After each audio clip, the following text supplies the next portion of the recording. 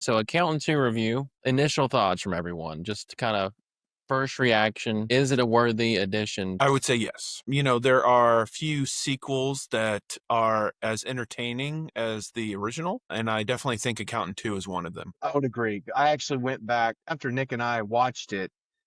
I was like quiet for a second because we like to drink Haterade a lot. And I was trying to see if he was gonna, take the first sip, and we were just still quiet. And I was like, "Well, I fucking liked it." And he was like, "Oh, I did too. It was good." I was like, "Oh, okay, okay, okay." So then we talked it up a little bit. I liked how well he went back in and just got back into the mindset and played the character very well. The next day, I ended up watching The Accountant 1 again just to really compare it, and it was like, even though there's been years between, it didn't seem like he missed a step. Like he got back in that. He played it very well. I like how they built up his brother Bernthal as well. I was a little bit worried when I saw the previews.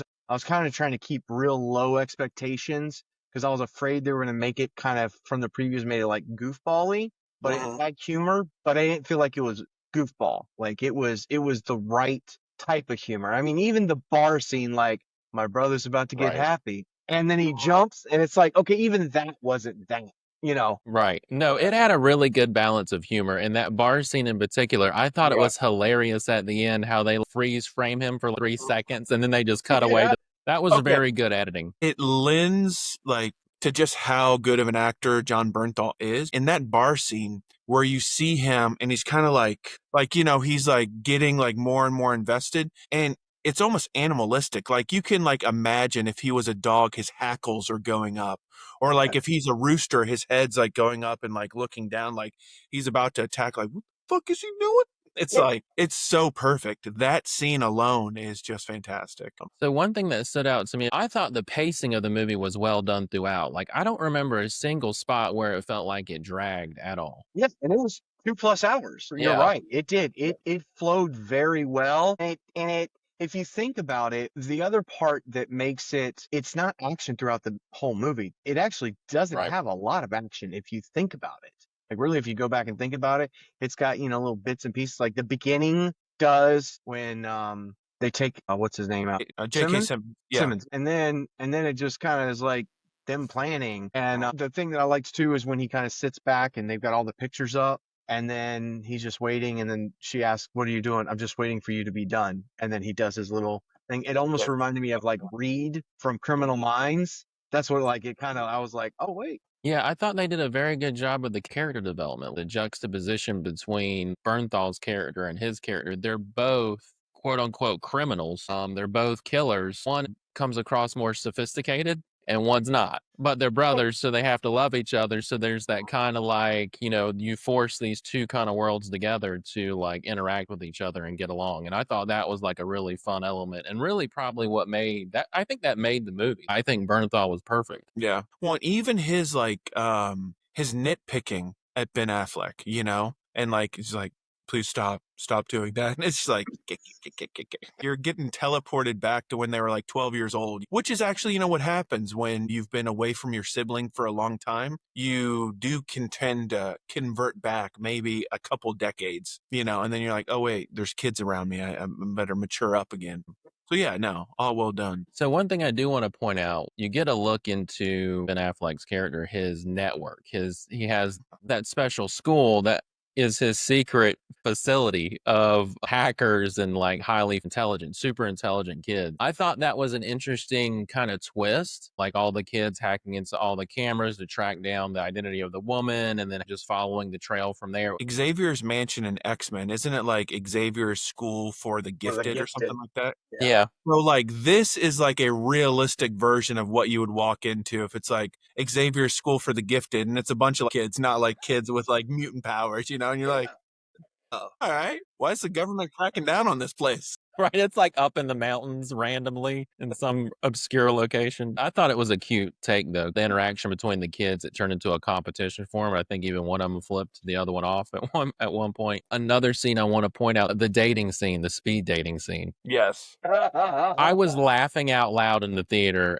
because I've been to a number of speed dating events and none were over the top like that. Like you don't typically have people on stage. Like it's not as corny as that, but they can get pretty close. close. And I thought it was just absolutely hilarious. They did that scene so well. So they have the women line up. So like everyone wants to talk to him. But then because of his like personality, they all like don't want to talk to this guy, right? And he all ends Turned up off. offending them. Yeah. So well done. Like that was so funny. I enjoyed that. I like to feel that he was like, if you do this and this, like, and then but he kept on saying, it's like, it wasn't working, but he kept on saying it. That's how I told, I loved it. You're right. That was great. It was, and then, did you break the code? No, I just made it work for myself.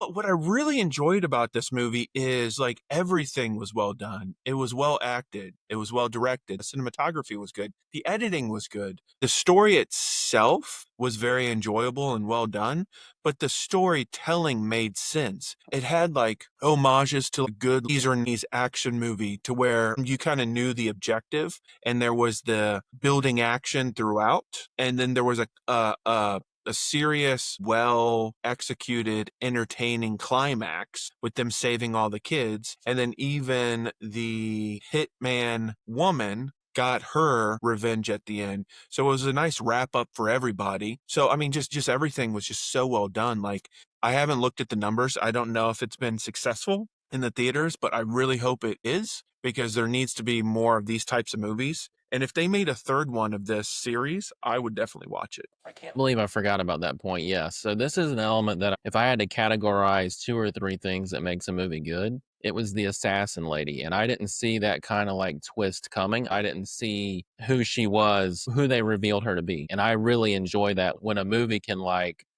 hide that and then kind of give me like, oh, snap. I didn't see that happening.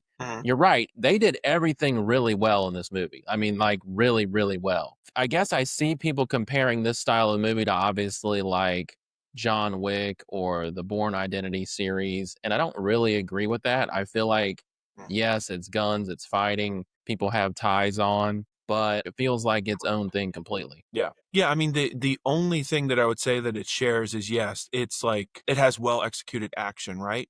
But like with John Wick, love Keanu Reeves, but the further it goes in the series, the worse the pacing becomes. It's more dragged out. So like the movies become longer and longer and longer, and you're like, okay, John Wick, come on now, just kill these fuckers and let's wrap this bitch up. And then in the Bourne movies, there may be a tiny bit of sprinkling of like levity here and there, but like, yeah, there's not like the really like entertaining interplay between like two characters, right? And this movie definitely has that. This is a complete movie. This is a movie that you got to go see. Yeah.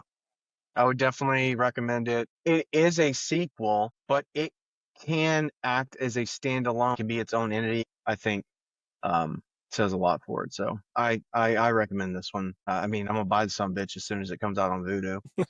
Yeah, I mean, I would definitely still recommend if someone has not seen the first one to go ahead and see the first one, because then you will be definitely more invested in Ben Affleck's character and see how J.K. Simmons like really factors in, because once she calls and says he's dead, then Ben Affleck's right there, and you'd be like, all right, what does he care about Santa Claus? But no, I agree, you're right, to where they do enough to where it could be a standalone movie, yeah. But The Accountant 1 is also really good, I think. So if people haven't seen that one, you need to see that one too.